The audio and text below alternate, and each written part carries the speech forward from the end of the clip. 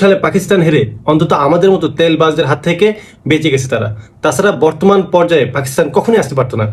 পাকিস্তানের অন্যান্য দিক থেকে আমরা অনেক এগিয়ে আছি, তাদের অর্থনৈতিক দিক থেকে আমরা অনেক বড়, তাছাড়া মাথাপিছু আয় আমাদের অনেক বড়, অর্থাৎ অন্যান্য দিক দিয়ে আমরা অনেক এগিয়ে আছি। কিন্তু সামরিক দিক দিয়ে আমরা পাকিস্তানের সাথে অনেক অনেক মানে তুলনা করা যায় আকাশ এবং পাতাল তফাৎ।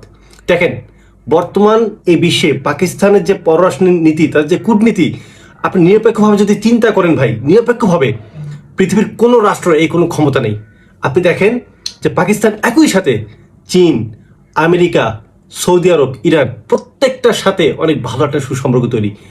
চীন এবং আমেরিকা অহিনুকুল সম্পর্ক, আমেরিকা ইরান অহিনুকুল সম্পর্ক, ইরান সৌদি আরব অহিনুকুল সম্পর্ক। তার ফলেও চিন্তা করে দেখুন যে পাকিস্তান প্রত্যেক জনের সাথে কি পরিমাণ সখ্যতা গড়ে তুলছে। আপনি জানেন যে পাকিস্তানের বর্তমান সেনাপ্রধান আসিফ মুনির, সে ট্রাম্পের বন্ধু এবং তাদের সাথে সবসময় যোগাযোগ হয়।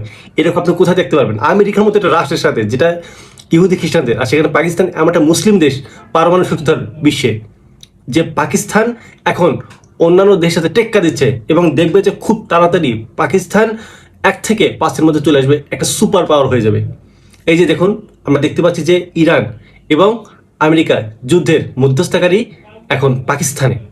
চিন্তা করে যে আপনি চিন্তাটা দেখেন যে পাকিস্তান কোন ধরনের ভূমিকা পালন করছে তাদের সরকারটা।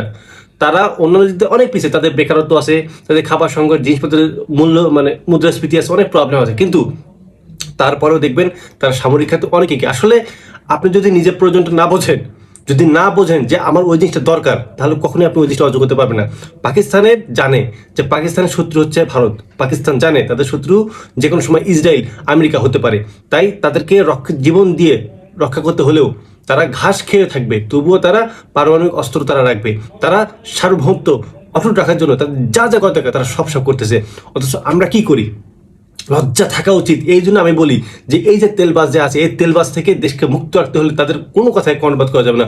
অথচ আমরা তেলবাজদের ক্ষমতা বসে এই তেলবাজ দিয়েই আমরা বড় বড় পদে নিয়ে যাই। আমাদের নেতা কর্মী প্রত্যেকটা আমাদের দোষ, নতুন করে আসলে বলা কিছু নেই। এই হচ্ছে আমাদের অবস্থা। বলতে পারবেন ভাই এই 55 বছরের বাংলাদেশে এমন কোনো যে জিনিসটা আছে? এই যে দেখুন কয়েকদিন আগে 26 মার্চ আছে কুচকাওয়াজ, বাংলাদেশের এক একটা সামরাজ্য দেখে অবাক, মানুষ ট্রল করতেছে। এই হচ্ছে বাংলাদেশের সামরিক অবস্থা, নতুন করে বলা কিছু না। তবে পাকিস্তান অনেক কিছু শেখা উচিত, পাকিস্তানের কাছ থেকে আমাদের অনেক কিছু শেখা উচিত আমাদের বাঙালিদের ভাই।